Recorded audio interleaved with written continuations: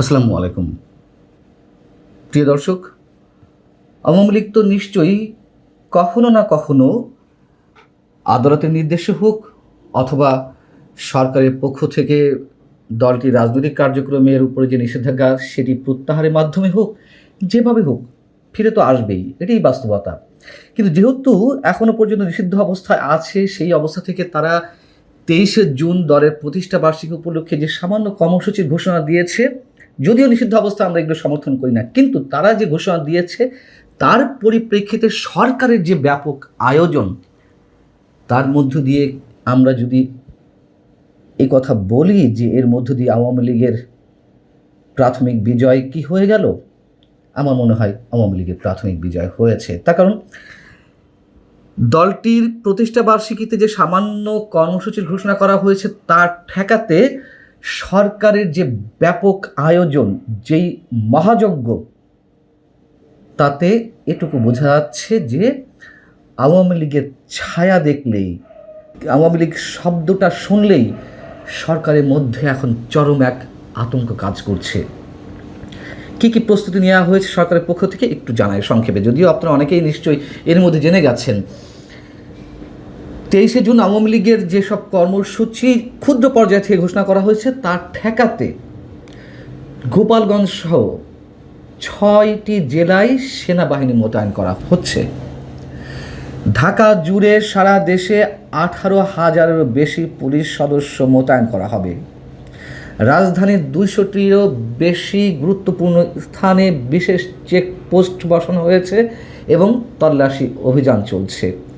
জরুরি পরিস্থিতি মোকাবেলায় রাজধানীর গুরুত্বপূর্ণ স্থানে 15টি কুইক রেসপন্স টিম প্রস্তুত রাখা হচ্ছে এবং অতিরিক্ত রিজার্ভ ফোর্সও মোতায়েন থাকবে।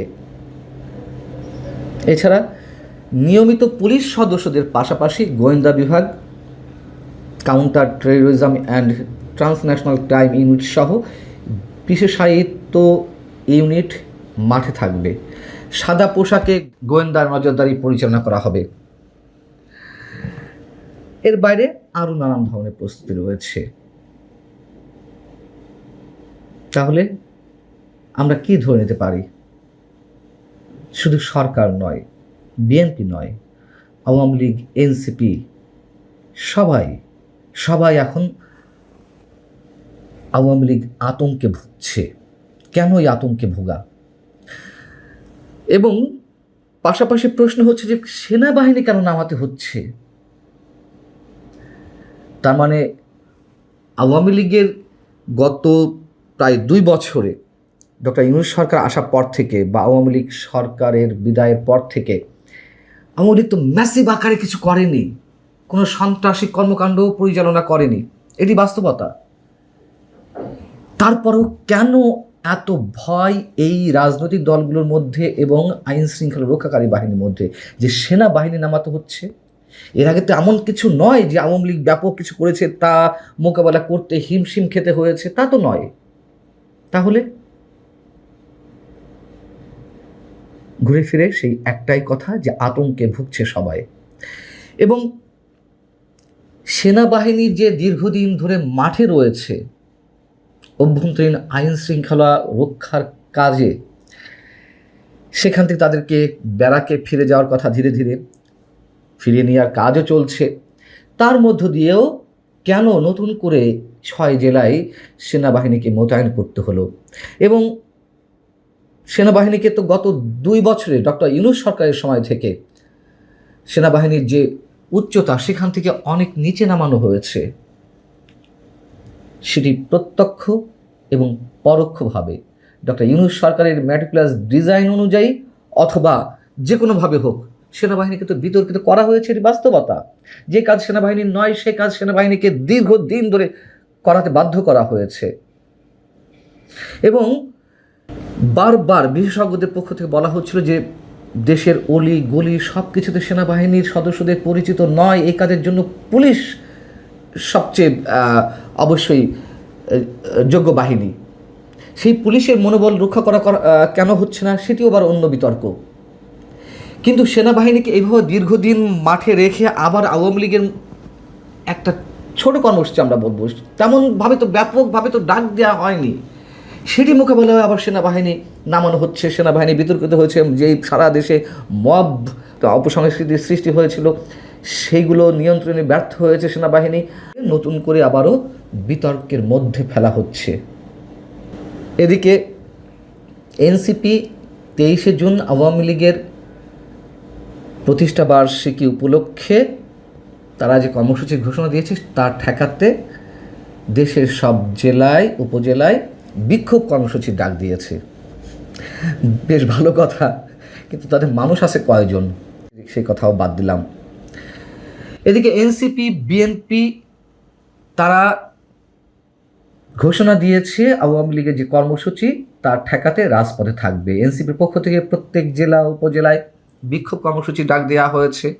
বিএনপির পক্ষ থেকেও বিভিন্ন জেলা উপজেলা থেকে একই ধরনের কথা বলা হয়েছে।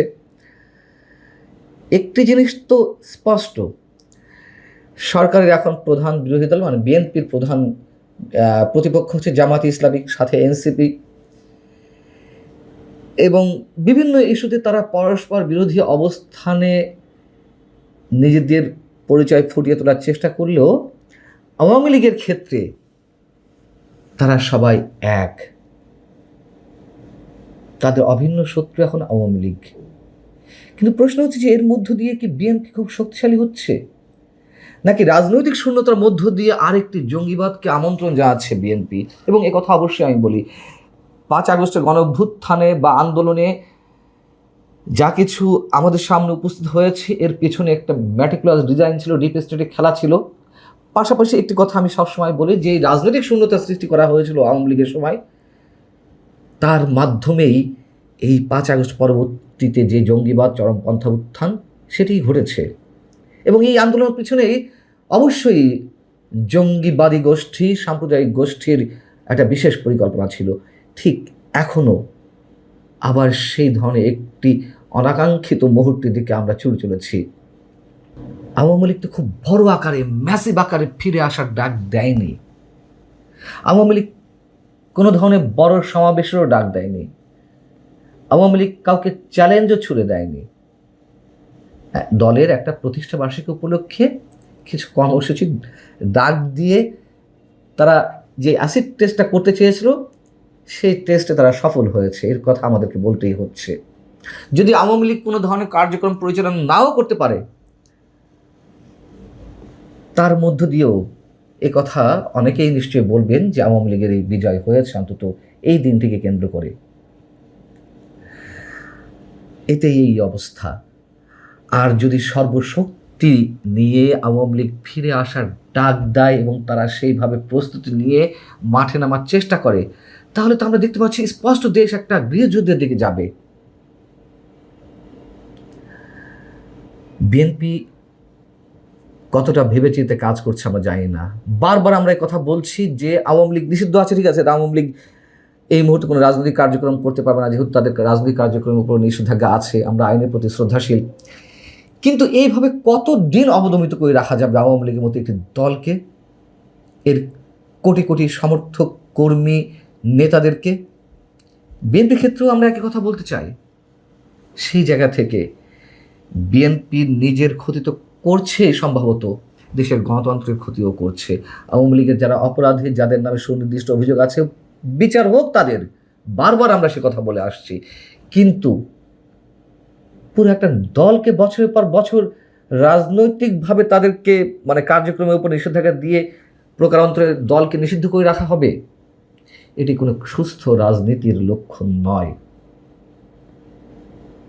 ভালো থাকুন সবাই।